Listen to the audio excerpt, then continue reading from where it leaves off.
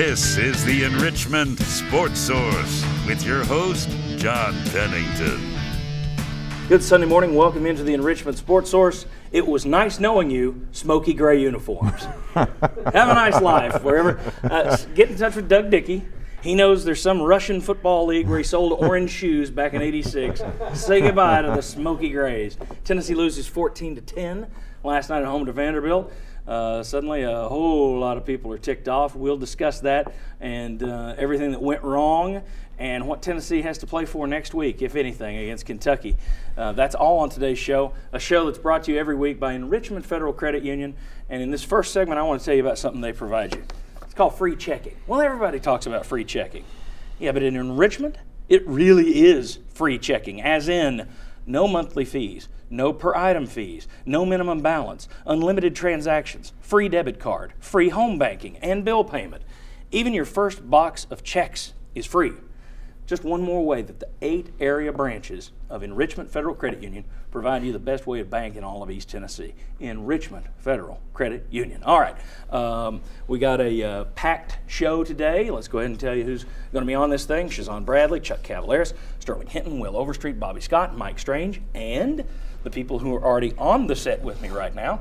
Glad to have with us Jimmy Himes from the Sports Animal. Jimmy, thank you. Thank you. Bob Hodge from the Knoxville News Sentinel, freelance writer over there. Thanks.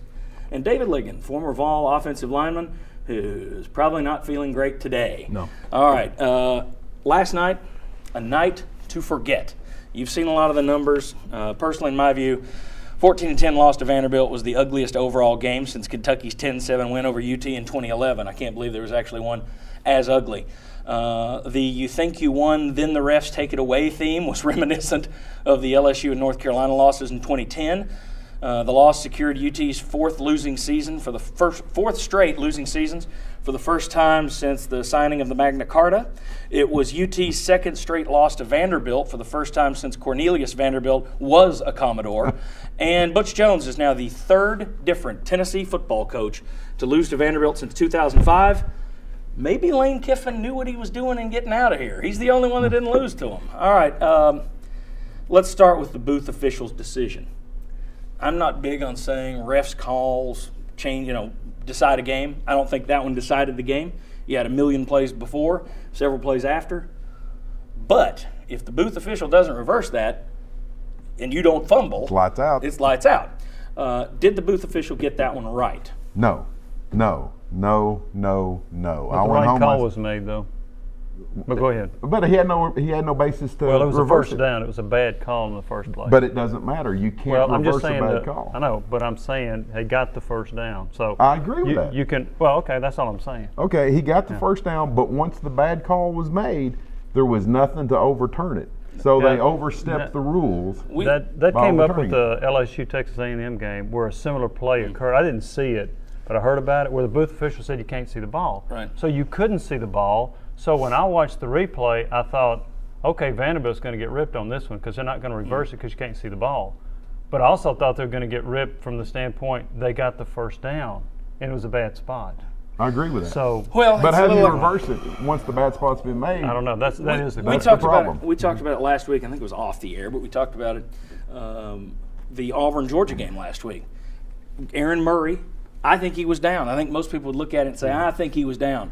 Video didn't show it. So what did the booth official do?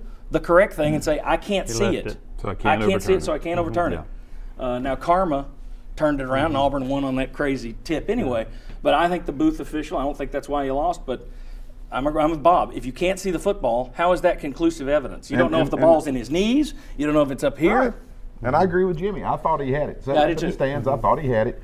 But once he didn't, you had to have conclusive evidence to be able to change it, and it was not there. That's why I didn't think they were going to reverse it. And I didn't think they would either. I agree. I mean, it's same thing. It looks like he gets that first down, but there's absolutely no way, shape, or form you can see the football to determine to overturn that call. So, but that's the way it goes. Well, the crazy thing about football, I mean, you can't. We all worry about this stuff. Basically, you have a linesman running in who's trying to see it through all that mob of people, and then he comes down and says, "You missed it by that much." He pulls a Maxwell Smart. Well, okay. How many times are you off by that much in a football game?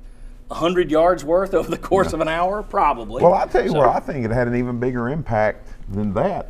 I think the psychological impact was huge. Tennessee thought they had won. Game's over. Don't have to play anymore. We're going to kneel down. We're going to get out of here. Now your defense has to come back out, and all the momentum in the world has just gone over to Vanderbilt.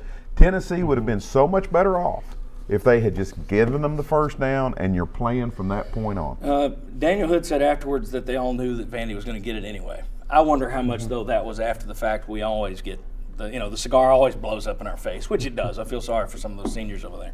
But, they claimed we were prepared anyway. But I agree with you. There's no way that wasn't a little bit of a pinprick in the balloon of confidence. The balloon of confidence. That's something we're at the work into the show. All right. A lot of missed chances yesterday. I hate to bring this up, but Chuck texted me correctly, and Chuck will be on here later. I thought this was interesting.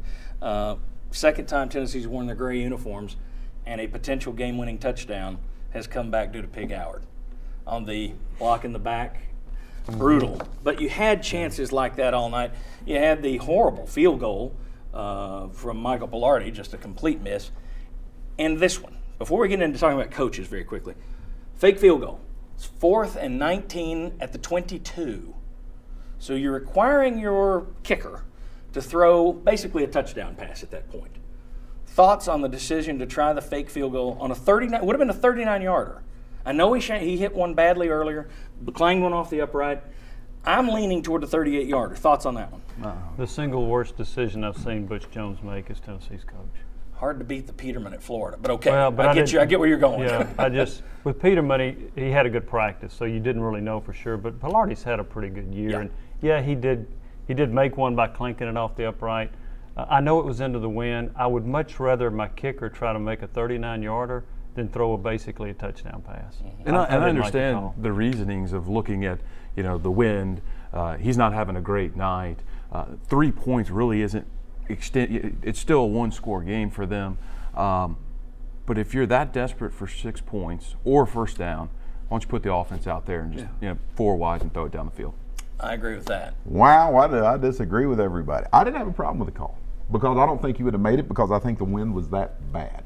The wind was horrible Were you sitting down there in the sitting in that end? stands. Or you Yes, sit I the was. other I was sitting in that end. I don't think you would have made it. I don't necessarily like the call they made. I like the fake field goal idea, not necessarily the call they made. But I just didn't think I didn't think he was gonna hit the field goal. And here's the reason I disagree with leaving the offense out there. The offense couldn't move the ball very well except by running. So maybe you thought we can fool them into something, which is a sign of desperation on my part. Well, I and think. Butch Jones said that they looked at a scheme and the edge rusher was coming. They felt they could get a guy down the field and throw an easy pass, but Vanderbilt didn't do it that time. You got to expect things like that.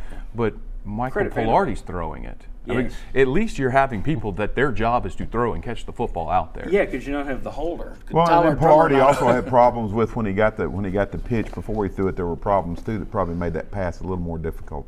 Last question. Does that game change your view of this coaching staff? There are a lot of people. Hey, how were the calls on this morning's radio show that you do? They were not polite.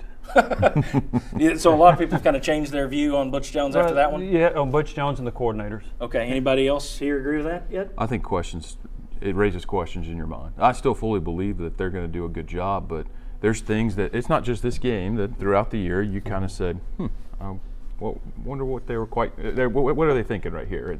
And that just, there's some questions there. Are they great game management coaches? Mm-hmm. See, I agree with that, but I'll say this. You go back to Alabama LSU in 2011, Nick Saban keeps trying those long field goals and missing them. He was second guessed after the game. Les Miles has had a million goofy things work his way because he's got superior talent. I just wonder if you notice more of the flubs with a guy that's got no roster than you do with a guy who's got a pro roster And you also ready to notice go. them when they don't work. Which I think they're more likely to not work when you've got. Yeah, when they don't work, yeah. everybody says it's horrible. One of the things you wonder about, they kept throwing this flanker screen to Jordan Matthews. Tennessee never did a very good job of No, they shutting did that not. down. Nope. So They did that not. was a negative. And I didn't think Bajakian had a very good game calling plays. We'll talk about their conservatism a little later in the show. As a matter of fact, we'll talk about it with Shazan Bradley, I believe. We'll talk about Josh Dobbs next. We'll also talk about the run game. Did they do enough? Come on back on the Enrichment Sports Source.